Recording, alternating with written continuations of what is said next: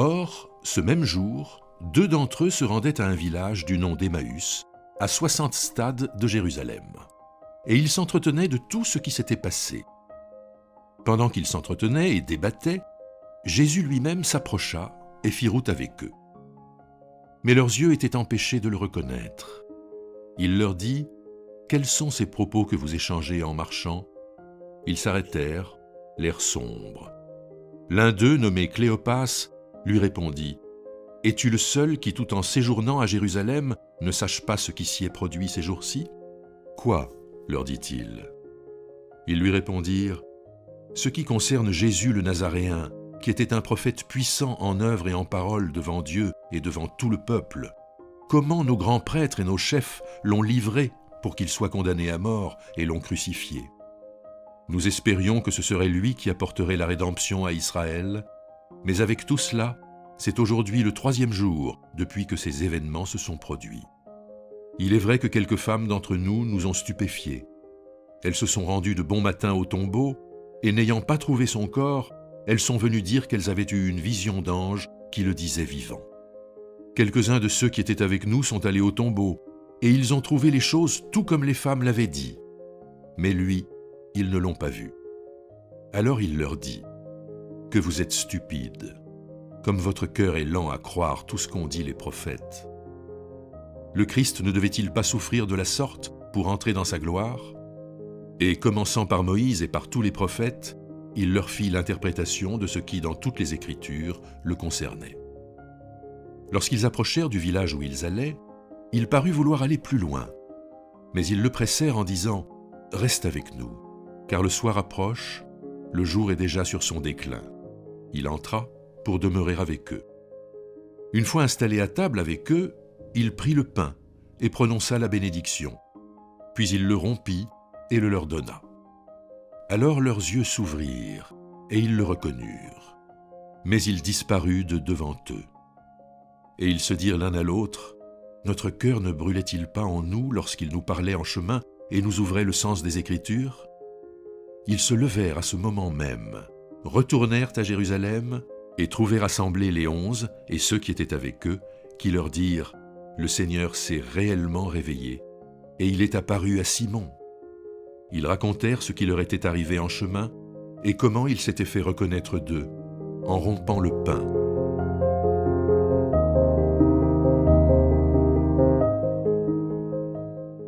Le récit d'Emmaüs se trouve dans l'évangile de Matthieu. Alors, chaque évangile a un récit différent de l'apparition du ressuscité. Dans l'évangile de Matthieu, Jésus retrouve ses disciples en Galilée, dans leur pays, et là, il leur fait le grand envoi en mission, aller par toutes les nations, proclamer et baptiser. Dans l'évangile de Marc, le texte s'arrête sur la peur des femmes qui sont effrayées par la nouvelle du tombeau vide. Dans l'évangile de Luc, il y a ce récit de l'apparition au pèlerin d'Emmaüs que nous avons lu.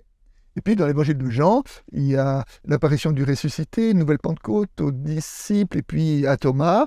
Et puis enfin Jésus qui retrouve ses disciples au bord d'une plage alors qu'ils étaient retournés à la pêche, que leur pêche avait été infructueuse. Et là, il désigne Pierre comme étant celui qui doit paître le troupeau de l'Église. Donc aujourd'hui nous sommes chez Luc, le récit d'Emmaüs.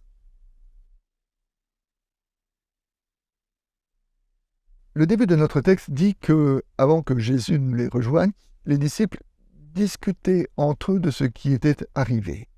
Ce qui était arrivé, donc, c'était la passion, certes une nouvelle que le tombeau était vide, mais ils ont du mal à le croire, et donc ils partagent cela entre eux. Nous les imaginons déçus. Tous les évangiles sont d'accord pour nous dire que les disciples n'étaient pas prêts à la passion, ils n'étaient pas prêts à imaginer que celui qui devait apporter le réveil, le salut, puisse finir sur une croix. Et donc, ils cheminent et ils parlent entre eux, ils essaient de mettre des mots sur leur déception, ils partagent la grande désillusion qu'ils ont connue. Et c'est au moment où ils sont dans le partage de leur désillusion, dans leur parole de deuil, que Jésus les rejoint, et que Jésus les rejoint tout simplement pour faire route avec eux, pour cheminer à leur côté. Et là, il parle des Écritures. Et il parle nous dit la fin du texte, de ce qui le concernait dans les Écritures. Et les disciples diront, mais notre cœur ne brûlait-il pas en nous lorsqu'il nous parlait, parce que les Écritures semblaient donner du sens à ce qu'ils avaient vécu, même s'ils n'en ont pas encore une compréhension complète. Hein.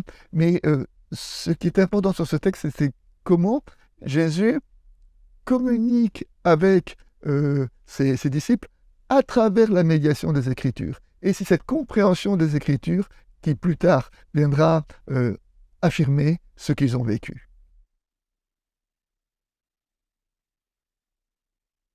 Le texte nous dit dans un premier temps que leurs yeux étaient empêchés de le reconnaître.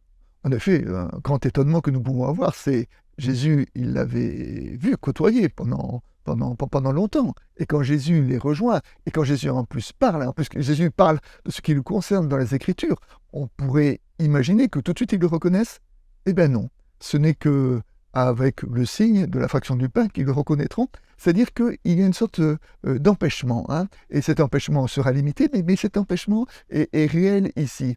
Et ça me rappelle ce passage de l'Épître aux Corinthiens, dans lequel Paul dit que nous avons un voile qui disparaît avec le Christ. C'est que d'une certaine façon, la révélation du Christ nous permet de mieux voir, de mieux comprendre, et la clé qui nous permet de mettre du sens sur ce que nous vivons et sur les événements de notre histoire. Lorsque Jésus s'approche des pèlerins, il ne s'impose pas à eux. Il commence d'abord par les faire parler. De quoi parlez-vous? Ensuite, il évoque les Écritures. Et puis quand ils arrivent au terme de leur voyage, il fait semblant d'aller plus loin, et c'est les pèlerins qui les retiennent. Enfin, il se révèle dans la fraction du pain, et au moment où ils le reconnaissent, il disparaît. Donc on voit là une sorte de pédagogie de Jésus qui refuse de s'imposer auprès de ses disciples, mais qui les accompagne pour qu'ils, leurs yeux, puissent s'ouvrir sur la réalité qu'ils ont devant eux. Puis, à propos de cette pédagogie de Jésus, j'ai un petit regret, c'est que Luc ne nous en dise pas plus sur, dans le verset qui dit Jésus leur montra dans les Écritures tout ce qui le concernait. Et j'aurais aimé savoir qu'est-ce que Jésus a dit, quels sont les passages de l'Écriture qu'il a cités pour le nommer.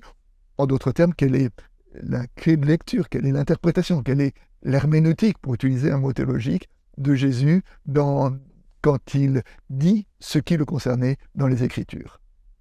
Quand Jésus explique les Écritures, ils ne comprennent pas. Et c'est au moment de la fraction du pain que le texte nous dit que leurs yeux s'ouvrirent.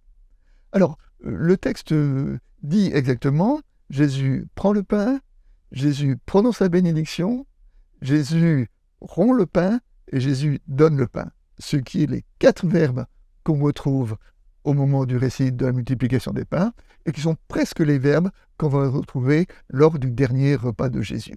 C'est-à-dire qu'en posant ces gestes, on peut dire que Jésus réactualise dans la mémoire des pèlerins ce qu'ils ont déjà vécu.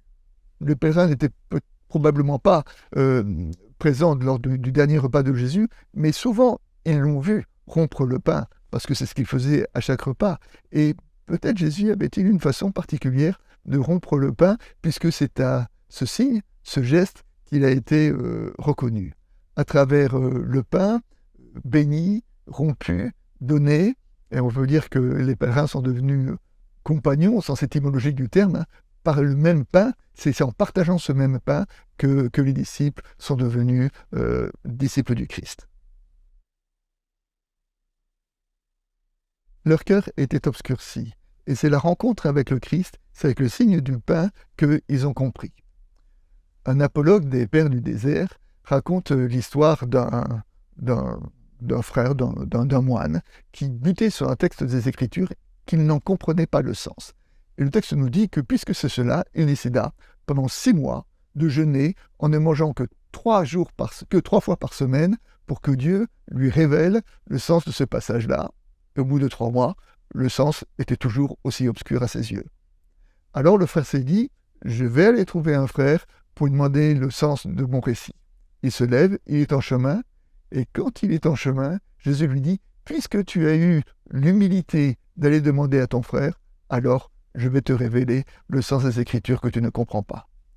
Le besoin du frère pour cheminer et pour comprendre les Écritures.